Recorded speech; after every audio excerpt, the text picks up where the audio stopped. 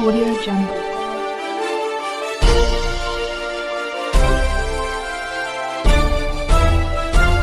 Audio Jungle.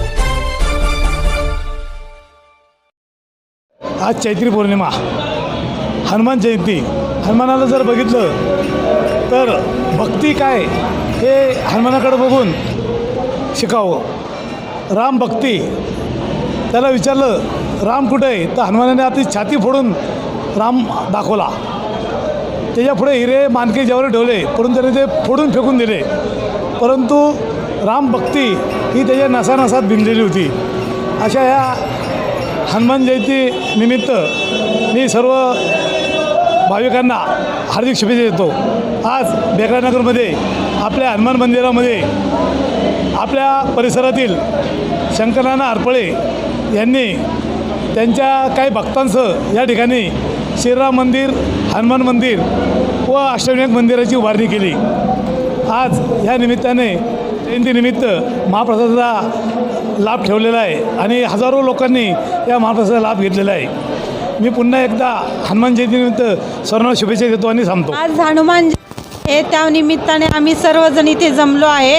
ते शंकरनाना हरपळे यांच्या नेतृत्वानेच आज हनुमान जयंतीनिमित्त इथे 5 ते 7 हजारांचा जनसमुदाय उसळला आहे महाप्रसाद घेण्यासाठी शंकरनाना हरपळे यांच्या प्रयत्नातून. शंकरनाना हनुमान जयंतीनिमित्त महाप्रसादाचा कार्यक्रम आयोजित करण्यात आलेला आहे.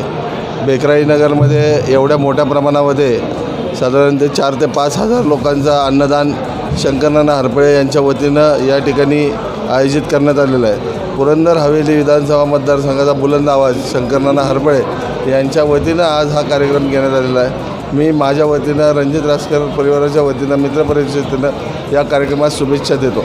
धन्यवाद.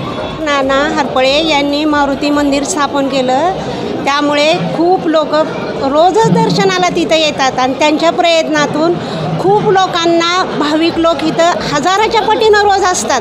आणि या कार्यक्रमाला आज 5 ते 7 हजार लोक महाप्रसाद घेत आहेत. हे फक्त नानांच्या कृपेमुळे, त्यामुळे आम्ही त्यांचे आभार मानत आहे. या ठिकाणी हनुमान जयंतीच्या निमित्तानं अनेक भाविक या ठिकाणी दर्शनासाठी येत असतात आणि दर्शनासाठी येत असताना महाप्रसादाचं मोठ्या प्रमाणामध्ये नियोजन झालेलं असतं.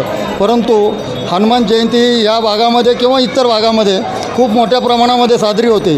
परंतु शंकरनाना हरपळे यांच्या नेतृत्वाखाली यांची जी टीम आहे, सर्व समिती आहे, ती इतकी व्यवस्थितपणे आणि डिसिप्लिन इतक्या चांगल्या पद्धतीने नियोजन असतं की तुम्ही पाहिलं असेल पाठीमागं की खूप मोठ्या प्रमाणात लोक जेवण करत असतात, प्रसाद घेत असतात, दर्शन घेत असतात.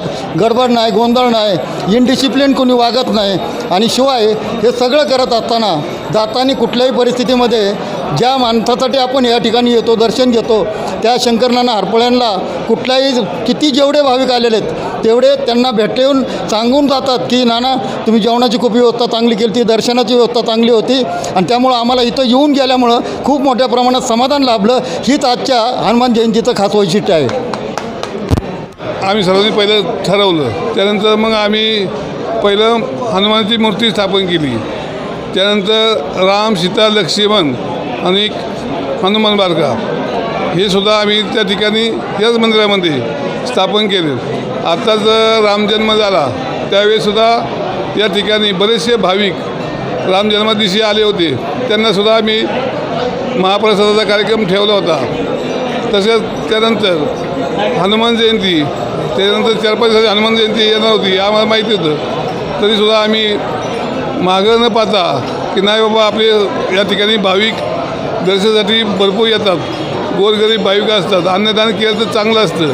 त्या दृष्टिकोनातून या ठिकाणी दरवर्षी सालाबादप्रमाणे जवळजवळ 7 ते 8 हजार लोकांचं या ठिकाणी आपण अन्नदान करत असतो. अन्नदान करत असताना सर्वच भाविक अन्नदान घेतात आणि जाताना मला आशीर्वाद देऊन जातात की म्हणतात शंकरनाना आपल्या या परिसरामध्ये अतिशय चांगल्या पद्धतीने आपण हनुमान जयंती, राम, लक्ष्मण, सीता यांचं जे तुम्ही मंदिर या ठिकाणी बांधले अतिशय चांगलं आहे. आम्हाला या ठिकाणी जवळच्या जवळ येऊन रोजच्या रोज दर्शनसुद्धा आम्ही करत असतो.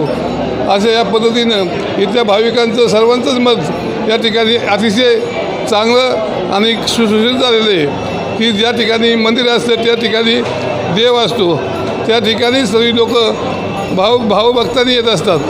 तर या ठिकाणी सर्व वातावरण भक्तिमय झालेलं आहे. अशा या वातावरणामध्ये तुम्ही पाठीमागं पहा, आज लोक जेवण करत आहेत. एका पंक्तीत जवळजवळ 300, 350, 400 लोक एका पंक्तीत उठतात. अशा 7-8-10 पंक्ती होतात आणि हे अन्नदान चालू असताना कधीही कुठल्याही वर्षी मला कमी पडलं नाही. दरवर्षी अन्नदान उलटं शिल्लक राहतं पण कमी पडत नाही. असे भावी भक्त या ठिकाणी येतात, त्यांनासुद्धा मी माझ्या वतीनं त्यांना शुभेच्छा देतो. दरवर्षी आपण येत जा, अन्नदान या ठिकाणी असतं, आपण अन्नदानाची लाभ घ्या, हेच मला सर्वांना सांगणं असतं. जय हिंद, जय महाराष्ट्र. आज हनुमान जयंती, त्यानिमित्त इथे आम्ही दर्शन करायला आलो आहे शंकर नाना हरपळे यांच्यातर्फे. तुम्ही जर आमच्या चॅनलवरती नवीन असाल तर आमच्या चॅनलला लाईक, शेअर व सबस्क्राईब करा. तसंच बेल आयकॉनचं बटन दाबून कमेंट करायला मात्र विसरू नका, कारण बातमी तुमची, साथ आमची. आपल्या हक्काचं चॅनल. धन्यवाद.